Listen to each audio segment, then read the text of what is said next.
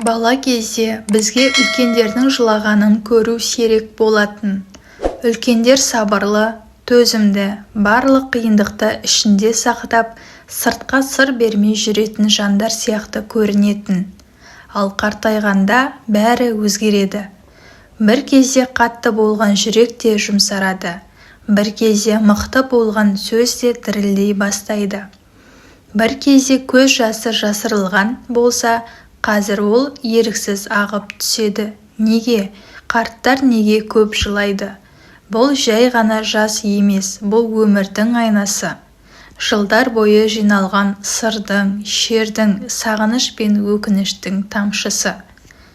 Бірінші себеп – өткен өмірдің естелігі. Қартайған адамның жүрегінде бір ғана емес, оңдаған, жүздеген естеліктер жатады.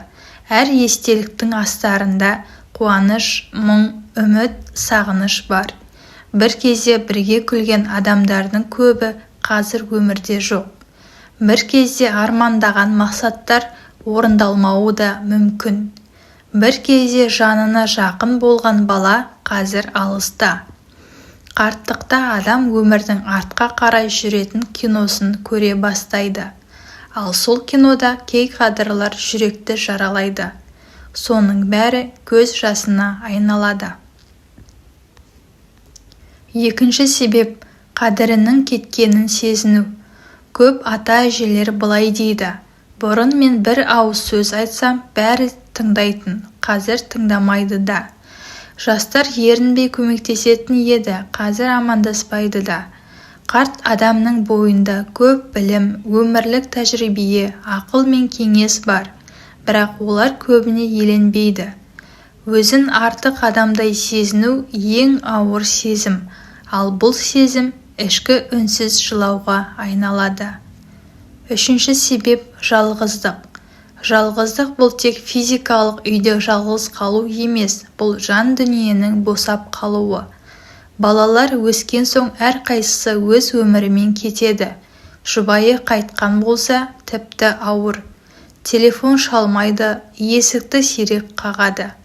Үй іші тыныш, бірақ бұл тыныштық жанды қинайды. Осындай кезде қарапайым бір сәлем, бір қоңырау шексіз қуаныш сыйлайды. Бірақ ол болмаған сайын көз жасына еріксіз жол ашылады. Төртінші себеп – денсаулық пен әлсіздік. Қартайған сайын дене шаршайды. Бұрын жеңіл істеген тірлік қиын болып қалады. Аяқ ауырлайды, көз бұлдырлайды, жүрек шаршайды.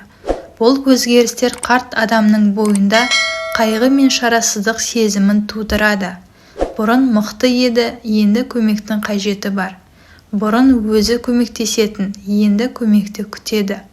Кейбір қарттар мен сендерге масыл болып кеттім бе деп жылайды. Бірақ біз білуіміз керек, қарт ата-ана масыл емес, аманат. Бесінші себеп – балаларға деген алаңдаушылық.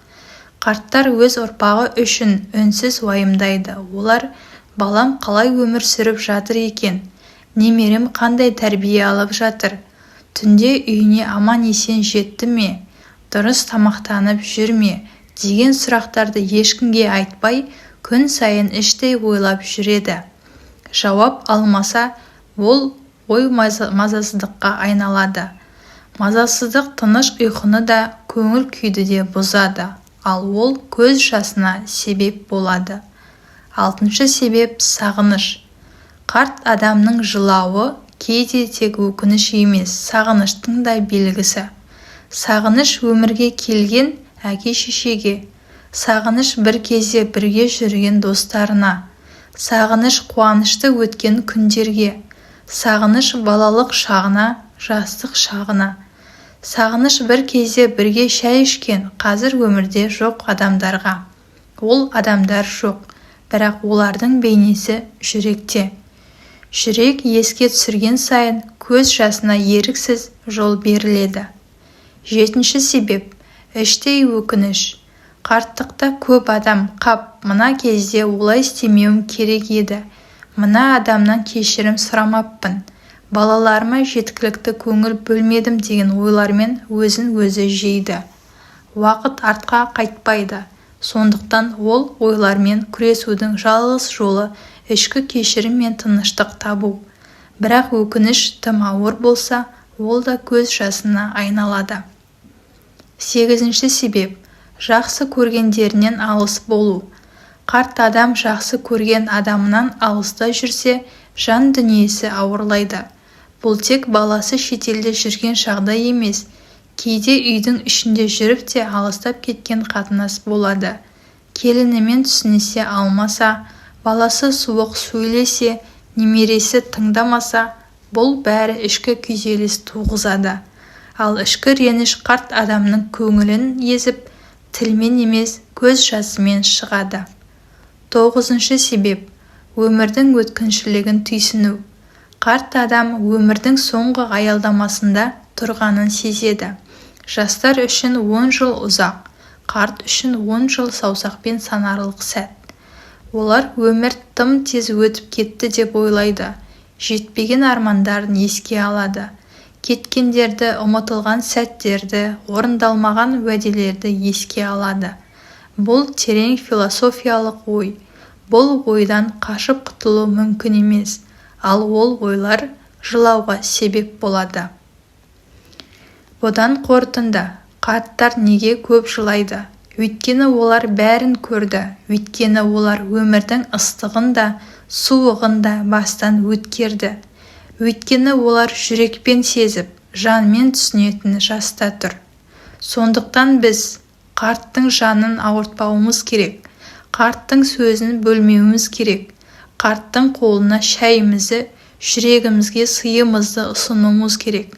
Қарт аманат, қарт кешегі күннің көзі, қарт бүгінгі сауаптың себебі. Тыңдағаныңызға рахмет. Бұл аудиокітаптар аялдамаса, бұл сөздер жүрегіңізге жетсе, бөлісіңіз. Бүгін бір қартқа қуаныш сыйлаңыз.